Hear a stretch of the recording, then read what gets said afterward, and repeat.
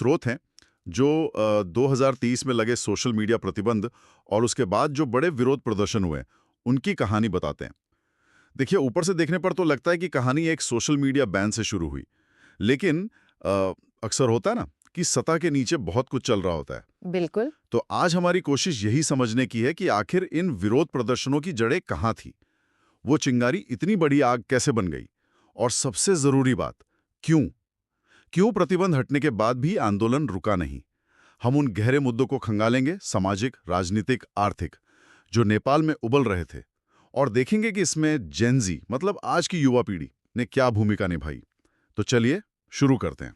हाँ, और जो स्रोत है हमारे पास वो यही इशारा कर रहे हैं कि ये मामला सिर्फ किसी तकनीकी नियम या सरकारी पॉलिसी का नहीं था, अच्छा। बल्कि इस एक फैसले ने ना समाज में जो पहले से तनाव मौजूद थे, जो दरारें थीं, उनको एकदम सामने ला दिया।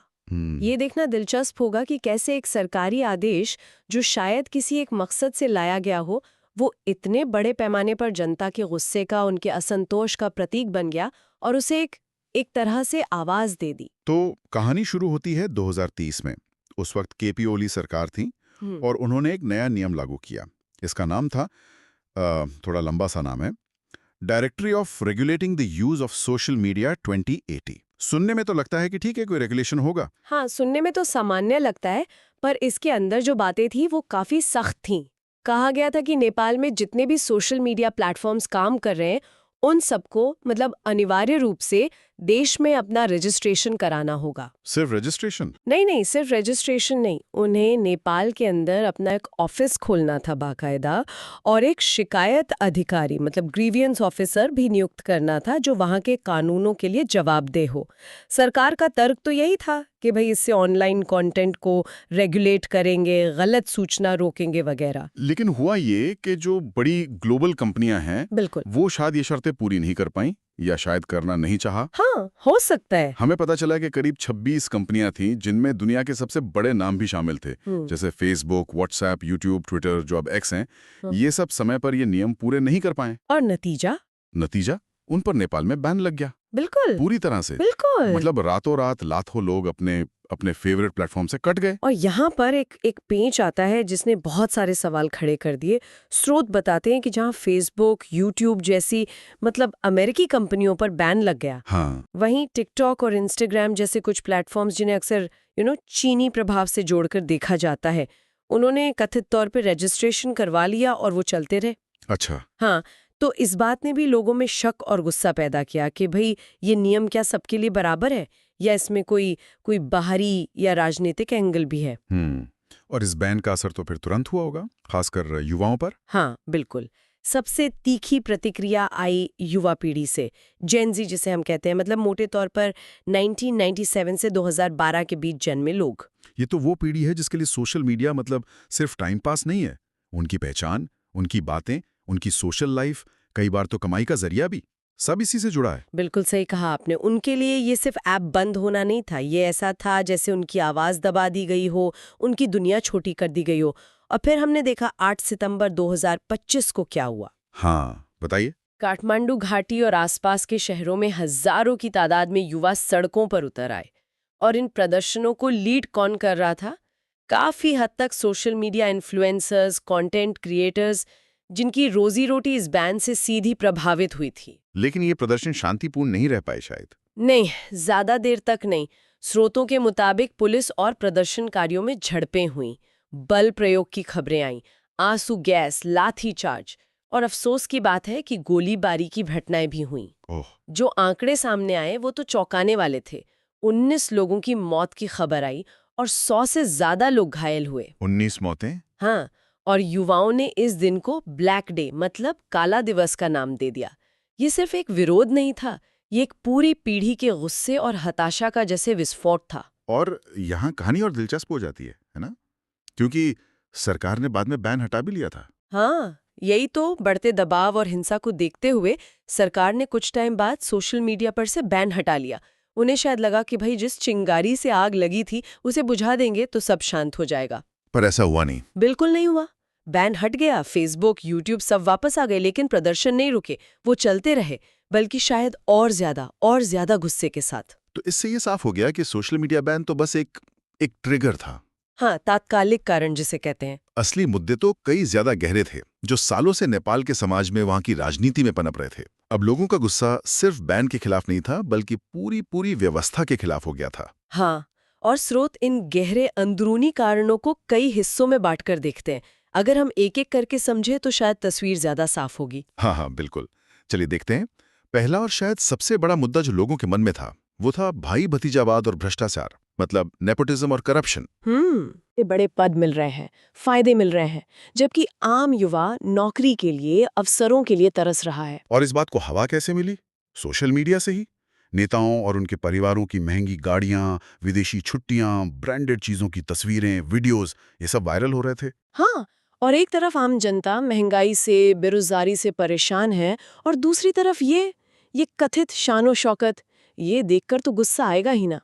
ये सिर्फ पैसे की असमानता नहीं थी, ये एक तरह का नैतिक गुस्सा भी था। बिल्कुल। अच्छा, दूसरा बड़ा कारण क्या था? दूसरा बड़ा कारण था एक के बाद एक सामने आए बड़े घोटाले। पिछले कुछ सालों में नेपाल में कई बड़े फाइनेंशियल स्कैंडल्स हुए। जैसे? स्रोत बताते हैं कि 2021 में एक करीब 54,600 करोड़ नेपाली रुपए का गिरिबंधु टी एस्टेट्स जमीन घोटाला सामने आया। इसमें सरकारी जमीन को निजी फायदे के लिए देने का आरोप था। बाप रे। फिर 2023 में लगभग 13,600 करोड़ रुपए का ओरिएंटल कोऑपरेटिव घोटाला हुआ। इसमें हजारों छोटे छोटे जमाकर्ता थे, उनकी बचत डूब गई।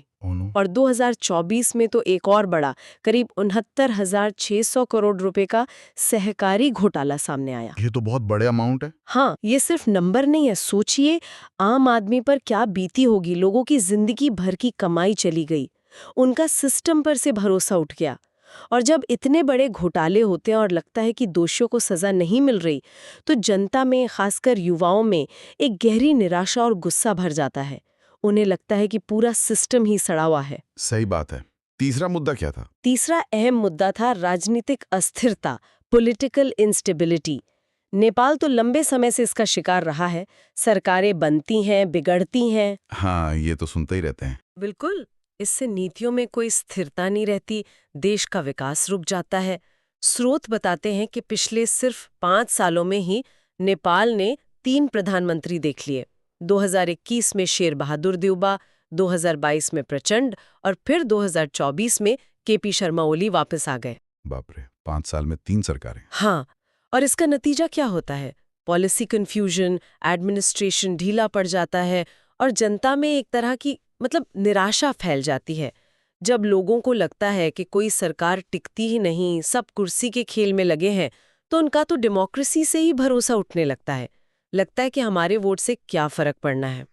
और चौथा मुद्दा तो सीधा आम आदमी से जुड़ा था, बेरोजगारी और महंगाई। हाँ बिल्कुल, आंकड़े बताते हैं कि बेरोजगारी दर थोड़ी बढ़ी, 10.39% से 10.71% हुई। ये शायद सुनने में बहुत ज्यादा न लगे, लेकिन जमीन पर हालत ज्यादा खराब थी, खासकर युवाओं के लिए।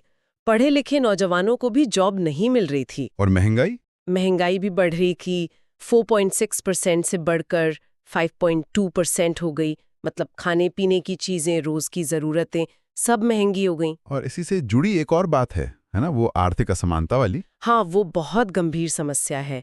एक आंकड़ा तो चौंकाने वाला है कि देश की कुल संपत्ति का लगभग 56% हिस्सा सिर्फ 20% लोगों के पास है। 56% वेल्थ सिर्फ 20% लोगों के पास? हाँ, ये दिखाता है कि अमीर और पॉइंट थोड़ा नाजुक है। विदेशी दबाव, खासकर चीन के बढ़ते प्रभाव की बात। हाँ, केपी ओली के टाइम में ऐसा माना जाने लगा कि नेपाल का झुकाव भारत से हटकर चीन की तरफ ज्यादा हो रहा है। कई डेवलपमेंट प्रोजेक्ट्स, समझौते, उनको इसी नजर से देखा गया। और सोशल मीडिया बैन में भी ये बात आई थी। हाँ, जैसा हमने पहले कहा कि टिकटॉक जैसे चीनी ऐप पर बैन नहीं लगा, पर फेसबुक जैसे अमेरिकी ऐप पर लग गया। तो इसने इस धारणा को और मजबूत किया कि शायद सरकार बाहरी दबाव में काम कर रही है। हालांकि धारणा का मामला ज्यादा है शायद। हाँ, देखिए, राजनीति में धारणाएं अक्सर हकीकत से ज्यादा ताकतवर हो जाती हैं। बिल्कुल। जब लोगों को लगता है कि उनकी सरकार की नीतियां देश के हित में नहीं, बल्कि किसी बाहरी ताकत के कहने पर बन रही हैं, तो ये नेशनल प्राइड को चोट पहुंचाता है और सरकार पर से भरोसा कम करता है। और छठा और आखिरी मुख्य कारण जो स्रोत बताते हैं वो है भारत के साथ बिगड़ के रिश्ते। हाँ, ओली सरकार के पिछले कार्यकाल में भारत और नेपाल के जो पारंपरिक रूप से करीबी रिश्ते रहे हैं, उनमें काफी तनाव आ गया था। वो नक्शे वाला विवाद था ना एक। हाँ, वो एक बड़ा कारण था। नेपाल ने नया राजनीतिक नक्शा जारी किया जिसमें भारत के कंट्रोल वाले लिपुलेख, कालापानी और लिम्पियाधुरा इलाके को नेपाली क्षेत्र दिखाया गया। व्यापार सब कुछ है। जब इन रिश्तों में खटास आती है तो उसका असर दोनों तरफ के आम लोगों पर भी पड़ता है। नेपाल में बहुत से लोगों को लगा कि सरकार की नीतियां एक पुराने भरोसेमंद पड़ोसी से रिश्ते खराब कर रही हैं, जिसका लंबा नुकसान हो सकता है। तो ये थे वो 6 मुख्य मुद्दे: भ्रष्टाचार, घोटाले, अस्थिरता, आर्थिक तंगी, चीन का प्रभाव और भारत से दूरी, जो सोशल मीडिया बैन हटने के बाद भी लोगों को सड़कों पर रखे हुए थे। लेकिन यहाँ एक सवाल है, ये मुद्दे तो शायद पहले भी थे, इस बार ऐसा क्या हुआ कि विरोध इतना बड़ा हो गया, इतना लंबा चला? हाँ, यहीं पर जेन ज़ी और सोशल मीडिया की भूमिका बहुत बहुत अहम हो जाती है। कैसे? देखिए, अगर हम इसे बड़े पिक्चर में देखें तो जेन ज़ी और डिजिटल टेक्नोलॉजी का जो मेल है वो इस पूरे आंदोलन की जान था। ये वो पीढ़ी है जो इन्फॉर्मेशन के लिए, नेटवर्किंग के लिए, एकजुट होने के लिए डिजिटल टूल्स पर बहुत ज़्यादा निर्भर है और उन्हें इस्तेमाल करना बखूबी जानती है। जब सोशल मीडिया पर बैन लगा तो ये उनके लिए सिर्फ एक ऐप बंद होना नहीं था, ये उनके बात करने और ऑर्गेनाइज होने के सबसे बड़े हथियार पर हमला था। सही। और जब बैन हटा भी तो उन्होंने इन्हीं प्लेटफॉर्म्स का इस्तेमाल उन गहरे मुद्दों को उठाने के लिए किया जो उन्हें परेशान कर रहे थे। आप सोचिए, भारत में ही एक औसत 18 से 25 साल का युवा दिन में करीब 3 घंटे सोशल मीडिया पर बिताता है। नेपाल में भी कुछ ऐसा ही होगा। हाँ, बिल्कुल। तो जब इतनी बड़ी संख्या में युवा जो पहले से ही सिस्टम से नाराज हैं, इन ताकतवर नेटवर्किंग टूल्स का इस्तेमाल करते हैं, तो वो बहुत तेजी से इंफॉर्मेशन शेयर कर सकते हैं, विरोध प्रदर्शन ऑर्गेनाइज कर सकते हैं, अपनी आवाज़ देश दुनिया तक पहुंचा सकते हैं। हैशटैग चलाना, लाइव वीडियो करना, मीम से सटायर करना, ये सब विरोध के नए तरीके बन गए। और ये गुस्सा सिर्फ ऑनलाइन नहीं रहा, ये सड़कों पर भी उतरा और कभी-कभी हिंसक भी हुआ। हाँ, स्रोत बताते हैं कि कई ऐसी घटनाएं हुई जहां प्रदर्शनकारियों ने मंत्रियों या सरकारी अधिकारियों को निशाना बनाया। एक वीडियो तो काफी वायरल हुआ जिसमें कथित तौर पर वित्त मंत्री पर हमला हो रहा था। गाड़ियों पर हमले हुए, सरकारी संपत्ति को नुकसान पहुंचाया गया।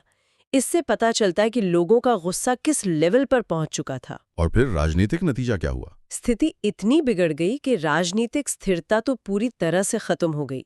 आखिरकार बहुत ज्यादा दबाव में प्रधानमंत्री केपी ओली ने असाधारण परिस्थितियों का हवाला देकर इस्तीफा दे दिया। लेकिन उनके इस्तीफे से भी मामला शांत नहीं हुआ। नहीं हुआ, क्योंकि अब सवाल सिर्फ ओली का नहीं था, अब पूरी राजनीतिक व्यवस्था पर सवाल उठ रहे थे। तो अभी क्या स्थिति है नेपाल में? स्रोत बताते हैं कि अभी भी स्थिति बहुत नाजुक है।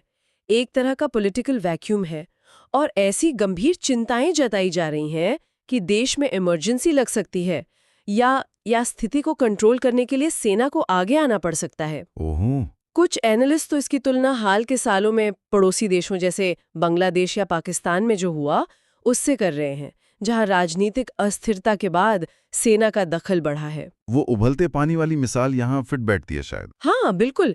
एक स्रोत में इसका जिक्र है और ये काफी सटीक है। मान लीजिए नेपाल का समाज एक बर्तन है जिसमें पानी यानी भ्रष्टाचार, बेरोजगारी, अस्थिरता जैसे मुद्दे कई सालों से धीरे धीरे गर्म हो रहा था। अंदर ही अंदर गुस्सा सुलग रहा था। ठीक है। सोशल मीडिया बैन उस खौलते पानी में अचानक डाली गई बर्फ की सिल्ली जैसा था। उसने पानी को एक पल के लिए और तेजी से उबाला, एक फौरी रिएक्शन पैदा किया। लेकिन असली बात यह है कि जब वो बर्फ यानी बैन हटा ली गई तो पानी उबलना बंद नहीं हुआ। क्यों? क्योंकि गर्मी का सोर्स तो बर्तन के नीचे जल रही आग थी, यानी वो गहरे सिस्टमिक मुद्दे। और जेन ज़ी और सोशल मीडिया? जेन ज़ी और सोशल मीडिया ने उस उबाल को सिर्फ तेज नहीं किया, बल्कि उसे एक दिशा दी, एक आवाज दी और उसे लगातार जलाए रखा। ये हमें याद दिलाता है कि अक्सर जो घटनाएं हमें सतह पर दिखती हैं ना, वो अंदर के गहरे जख्मों के सिर्फ लक्षण होती हैं। असली इलाज के लिए उन जख्मों को भरना पड़ता है, सिर्फ लक्षणों को दबाना काफी नहीं होता। तो इस पूरी पड़ताल का सार क्या निकलता है? हमने देखा कि नेपाल में जो हुआ वो सिर्फ एक सोशल मीडिया बैन के खिलाफ गुस्सा नहीं था। हाँ, वो बैन एक चिंगारी जरूर था जिसने दबे हुए बारूद में आग लगा दी। बिल्कुल। लेकिन वो बारूद तो कई सालों से जमा हो रहा था। भ्रष्टाचार की परतें थीं, राजनीतिक अस्थिरता की नमी थी, आर्थिक तंगी की जलन थी और बाहरी असर की चिंताएं थीं। और इस आग को हवा किसने दी? एक नई पीढ़ी ने, जेन ज़ी, जिसने अपनी डिजिटल समझ और बदलाव की इच्छा का इस्तेमाल करके एक एक अभूतपूर्व आंदोलन खड़ा कर दिया। नहीं, एकदम सही। और ये घटना अपने पीछे एक बहुत बड़ा सवाल छोड़ जाती है। और ये सवाल सिर्फ नेपाल के लिए नहीं, पूरी दुनिया के लिए है। क्या सवाल? सवाल ये कि जब एक पीढ़ी जो डिजिटल दुनिया में ही पली बढ़ी है, इन तकनीकों का इस्तेमाल इतने असरदार ढंग से गहरे जमे हुए सामाजिक और राजनीतिक मुद्दों के खिलाफ एकजुट होने के लिए करती है, और वो भी तब जब शुरुआती वजह जैसे बैन हटा दी गई हो, तो ये भविष्य के लिए क्या संकेत देता है? हाँ। ये सरकारों की जवाबदेही के बारे में क्या कहता है, नागरिक सक्रियता के बदलते तरीकों के बारे में क्या कहता है, और लोकतंत्र के भविष्य के बारे में क्या कहता है? वाकई ये बहुत गहरा सवाल है सोचने के लिए। कैसे टेक्नोलॉजी, युवा जोश और सालों का दबा हुआ गुस्सा मिलकर स्थापित ताकतों को चुनौती दे सकते हैं, और इसके दूर तक जाने वाले नतीजे क्या होंगे? हाँ। ये एक ऐसा सवाल है जिस पर शायद हम सभी को सोचने की जरूरत है। आज की इस गहरी पड़ताल में इतना ही।